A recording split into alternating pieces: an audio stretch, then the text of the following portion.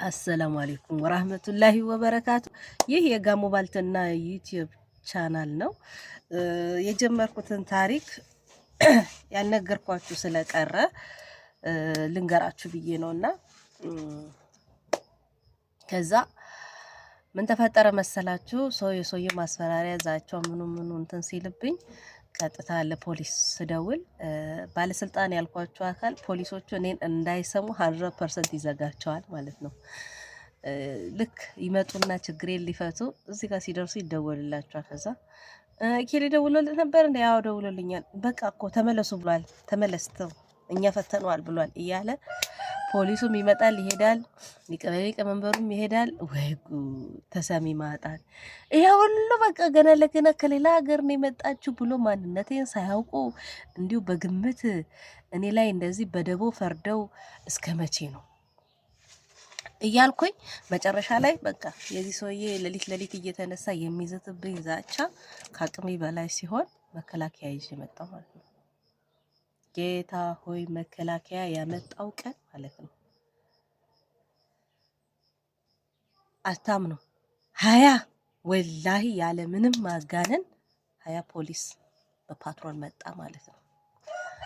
ወይ ከዛ መጡ። ስላላሰርናት ነው እንዴ?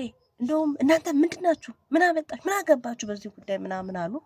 ወታደሮቹ ላይ ጓብለው ላይ አመራር ጋር ሲደውሉ እዚህ የነበረው ጋር ስልኩ ጠራ። ምንድን ነው? ማን ጋር ነው የደወልከው? ማንን ፈልገህ ነው የደወልከው አለ። ባለስልጣን ባይም ማለት ከዛ አይ እናንተ ስራችሁ ሲጀመር ሽምግልና ላይ ሲቀመጡ የተናገሩትን ልንገራችሁ። እናንተ ምን አገባችሁ ምናምን ሲሉ የነበሩት መከላከያዎችን አይ እኛ እኮ እናንተን የሚመለከታችሁ የድንበር ጉዳይ ነው። ይሄ የሰፈር ውስጥ ጉዳይ ሚኒሻ ጣልቃ ይገባል። ከሚኒሻ በላይ ሲሆን ፖሊስ ይገባል። ከፖሊስ በላይ ሲሆን ነው ከክልሉ ፖሊስ ጭምር በላይ ሲሆን ነው ወደ መከላከያ እንጂ ይሄ እኮ ከኛ አቅም በላይ አይደለም። እናንተ መምጣት አይጠበቅባችሁም። ብትደውሉ እኮ እኛ መፍታት የምንችለው ጉዳይ ነው ምናምን አለ። እንደዛ ከሆነ ታዲያ ሳምንት ሙሉ ለእናንተ እየደወለች በአካል እየሄደች ማመልከቻ ሁሉ አስገብታ ለምን መፍትሄ አላገኘችም? እናንተ መፍታት የምትችሉት ነገር ከሆነ ለምንድን ነው እስካሁን ያልፈታችሁት? መስቀለኛ ጥያቄ።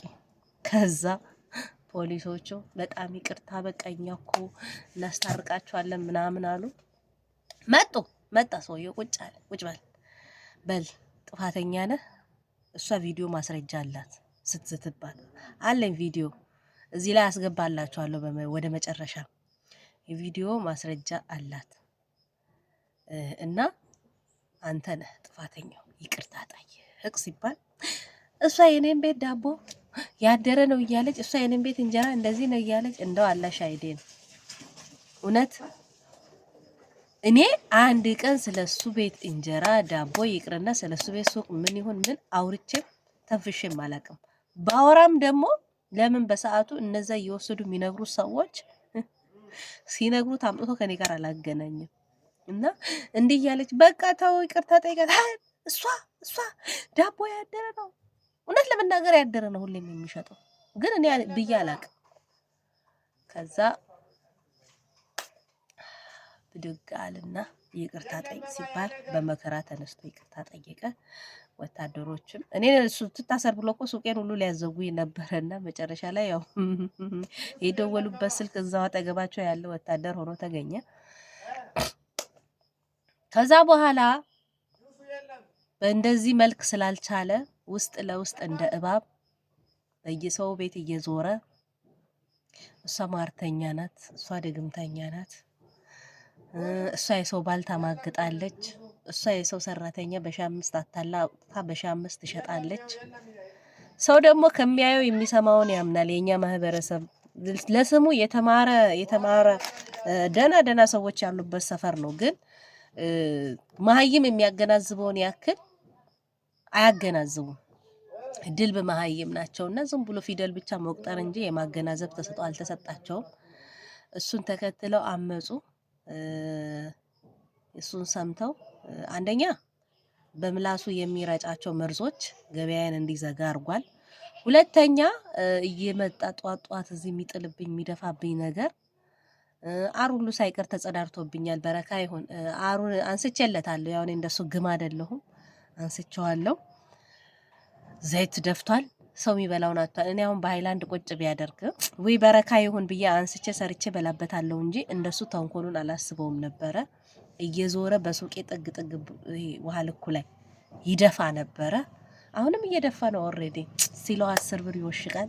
ግን ብሩን አልወሰድኩትም፣ አልዋሻችሁም። በካልቾ ብዬ ወደዛ ማዶ ነው የጣልኩት፣ በእግሬ ማለት ነው በተደጋጋሚ ወይ በካልቾ። ግን አሁን ደግሞ ሰሞኑን ማንም ቢፈልግ በቪዲዮ መጨረሻ ሲዝትብኝ የነበረውን ቪዲዮዎች ያውም ፖሊስ በተሰበሰበበት ነው ሲዝትብኝ የነበረ። አጠፋሻለሁ፣ አይንሽን ወግቼ ነው ማጠፋ፣ እዚሽ ቦታ አንቺ አሰሪም ያለበትን ቪዲዮ እዚሁ አያይዝላችኋለሁ። ከተመቻችሁ ላይክ አድርጉ፣ ሼር አድርጉ፣ ኮመንት አድርጉ። ይሄን ይመስላል እንግዲህ የሱቄ ገበያ መበላሸት ምክንያት እንጂ እኔ አልሐምዱሊላህ በስርዓት ስሰራ ነበረ። እቁቤን በአግባቡ ስጥል ነበር፣ ኪራይ በአግባቡ ስከፍል ነበረ። የሰው ዕዳም አልነበረብኝም። አሁን ግን የሰው ዕዳ ራሱ እያስጨነቀኝ ነው። በፊት በሱቁ የብድር አመጣና አገላብጬ መልስ ነበረ። አሁን ግን ያመጣሁትን መክፈል ስላቃተኝ እቃም ማምጣት አቁሜያለሁ። ኦልሬዲ ዱአ አድርጉልኝ፣ በዱአችሁ አትርሱ። ሼር፣ ኮፒ ሊንክ፣ ላይክ ማድረግ እንዳረሱ። ወዳችኋለሁ። እሺ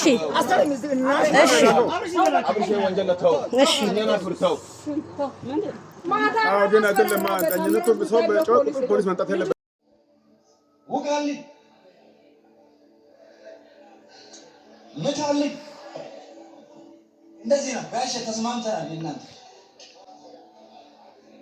ቆቆፈ ሟርተኛን ቆቆፈ ደጋሚን ቆቆፈ ምታልኝ ውጋልኝ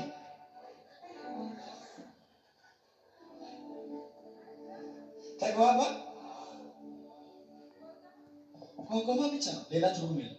ቆቆፈ ሰፈር ስትሄድ ቆቆፈ እዛ መንደር ያለው ቆቆፈ የሚከተለኝን ቆቆፈ